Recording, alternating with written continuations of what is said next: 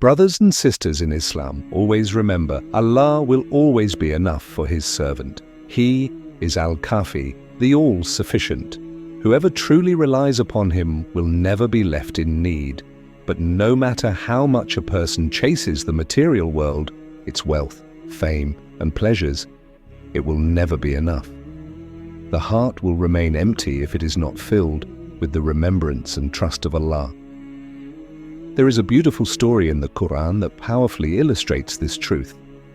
It is the story of Talut and Jalut, a story of faith, trial, and victory by the will of Allah. Allah tells us in Surah Al-Baqarah about Talut, who was appointed as the king and leader of the believers. He was entrusted to lead a small army of believers against the powerful forces of Jalut, Goliath.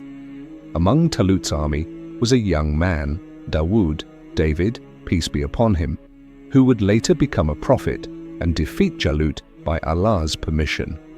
As Talut and his army set out on their journey to reclaim the Holy Land, Al-Quds, Jerusalem, Allah tested them with a very specific trial.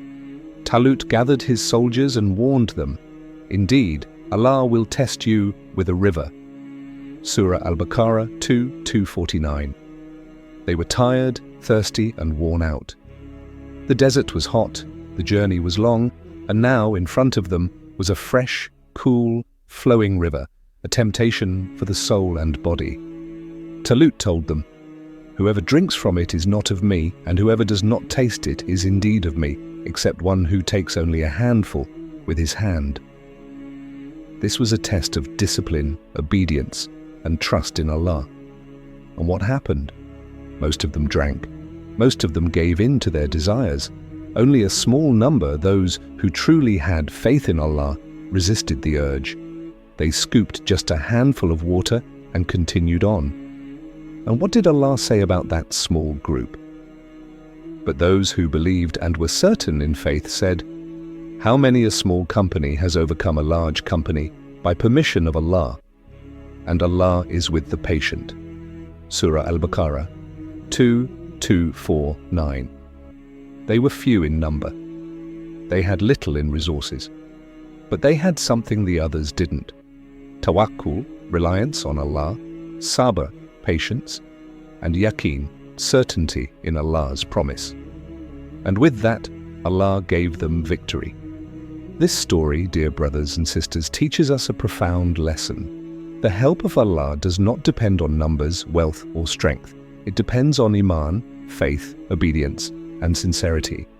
So when life gets hard, when the trials seem too heavy, when you feel like you're too weak to go on, remember the river. Remember the test. And most of all, remember, Allah is always enough.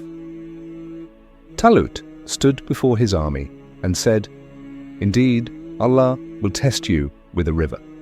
Whoever drinks from it is not from me, it is forbidden, but whoever does not drink from it, or only takes a single handful, then he is from me, and he has passed the test."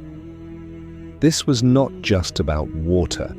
It was a test of obedience, self-control, and trust in Allah. They were hot, exhausted, and parched from the long journey.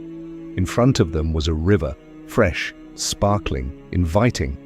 Every part of their body craved its coolness, but Allah made it haram for them. He wanted to see, would they obey Him or give in to their desires? Only one exception was given, a single handful. That small, measured amount was allowed. If they took only that much, they would remain in the army and continue toward the blessed land. And then Allah tells us what happened. But they drank from it, all of them, except a few. Surah Al-Baqarah 2:249.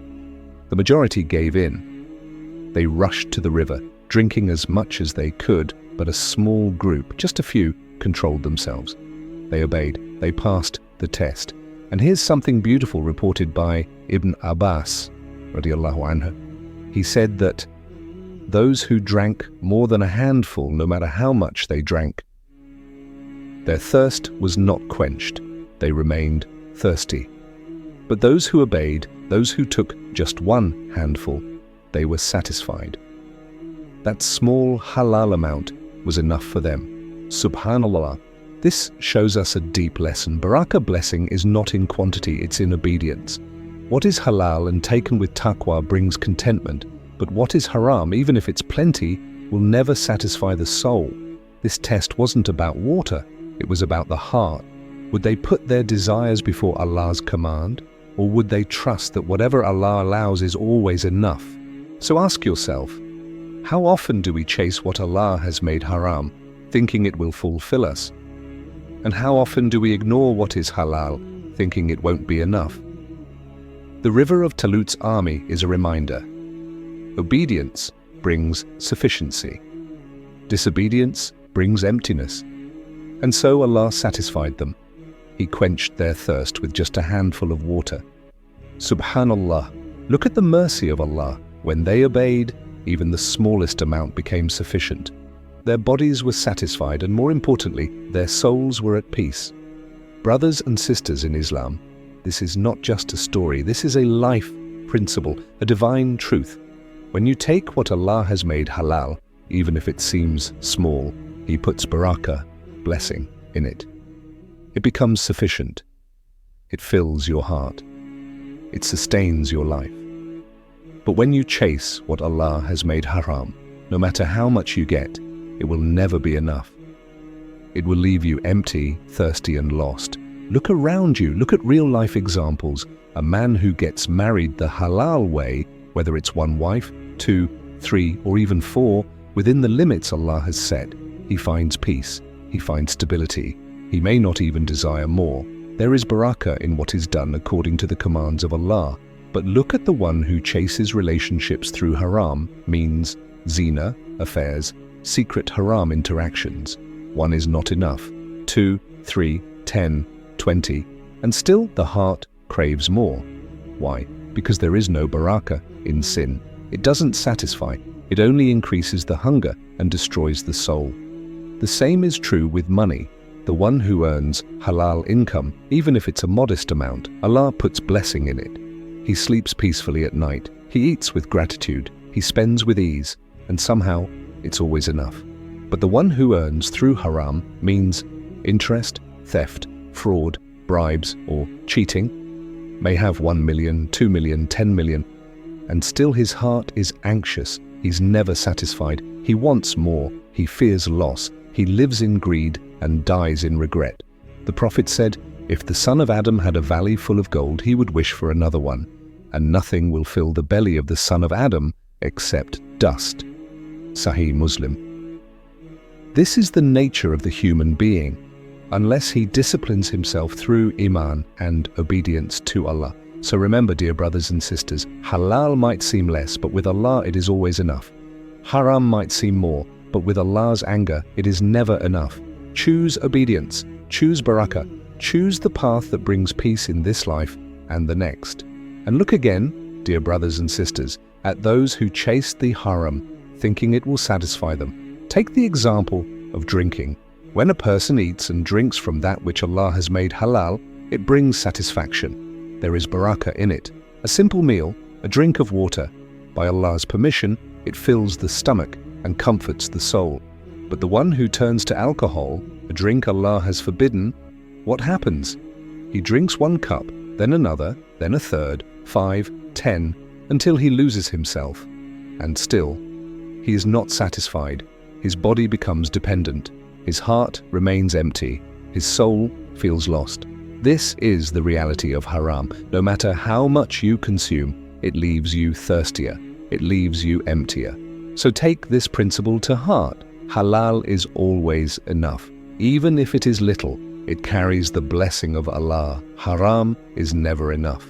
Even if it seems like more, it carries no peace, no contentment, and no barakah. And that's why the Prophet, peace be upon him, would make this powerful dua. He would turn to Allah and say, O Allah, make what you have made lawful sufficient for me, instead of what you have made unlawful. And enrich me by your grace, so that I need no one besides you. Tirmidhi, Hassan. Subhanallah. What a beautiful and powerful request. O Allah, make us content with what is halal. O Allah, protect us from chasing what is haram. O Allah, enrich our hearts with your love, your mercy, and your provision, so that we rely on no one but you. Brothers and sisters, let this be your daily mindset. Seek what is halal, even if it's little, because with Allah's blessing, it will always be enough.